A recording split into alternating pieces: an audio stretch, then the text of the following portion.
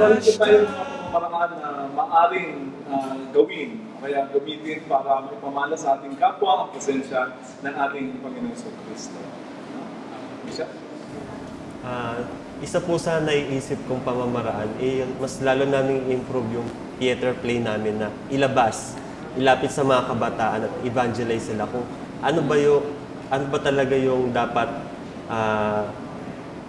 makita nila kung ano yung ginagawa ng youth sa simbahan na hindi naman talaga boring. So, alam mo, maganda yan kasi tayo, mahilig tayo sa teleserye, di ba? Ano bang, meron ka ba naalalang play? last na ginawa po namin yung JCS po. Okay. Jesus Christ Superstar, no? Kasi alam natin yung mga kabataan nasa eskwela, mahilig sila sa ganyan eh. Isipin mo isang religious play, tapos parang contemporary, medyo kakagat, makaka-identify, di ba? Medyo magkiklik yan. No? Cheruby, kaya meron ka bang Bishop, siguro po mako-connect ko po yun dun po sa sinabi niyo na makinig.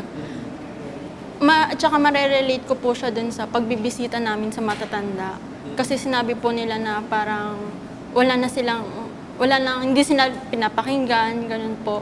And kaya hinahamon ko po yung mga kabataan ngayon na kahit sa mga bahay po nila, kahit sobrang busy po, maglaan po tayo ng panahon at oras na pakinggan yung mga kwento ng mga nakakatanda sa atin, lalo na yung mga grandparents natin. Kasi with that, madami tayong matututunan eh. And kapag may natutunan tayo doon, ma-curious tayo kung, paano ba nila nakuha yun, saan nila nalaman, yun po. And sa mga kabataan po, while we are young, we should use all our strength and energy in serving others.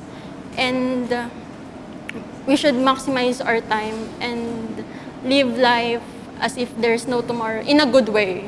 Maganda yan, ano? Kasi alam mo yung mga matatanda natin, sabi nga ni Pope Francis, ang naihahandog sa atin dyan yung gift of memory. Kaya yung makikinig lang tayo sa kanila, maraming values na nakakalimutan na ng kabataan. Naalala ko noon yung aking lola, no, nung buhay pa siya. Pag ako ay uuwi noon at dadalaw sa aming bahay, sa tahanan na buhay pa siya noon, wala, sinay na. Pero ang ikikwento niya, panahon ng Hapon, yun nangyari noon. Pero naging maliwanag sa akin, marami silang dinaan ng mga krisis at sakripisyo ng World War II. Hindi ba ang kabataan ngayon ang problema, yung resiliency when it comes to pain? Pero bakit yung mga matatanda at mga magulang natin sanay sa hirap? Yan ang sinasabing gift of memory na nagbibigay ng value.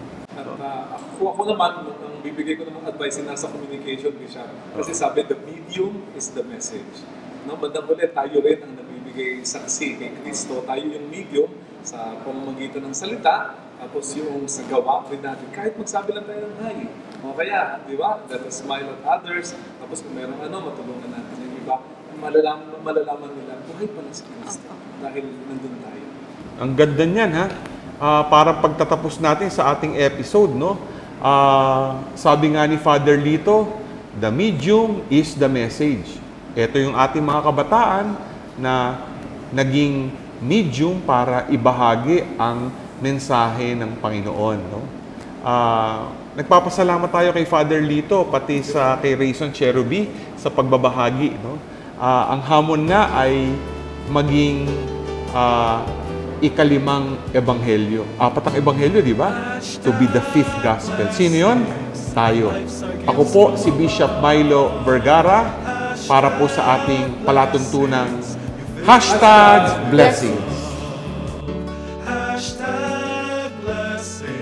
Our lives are gifts from above. #blessings. You fill our hearts with love.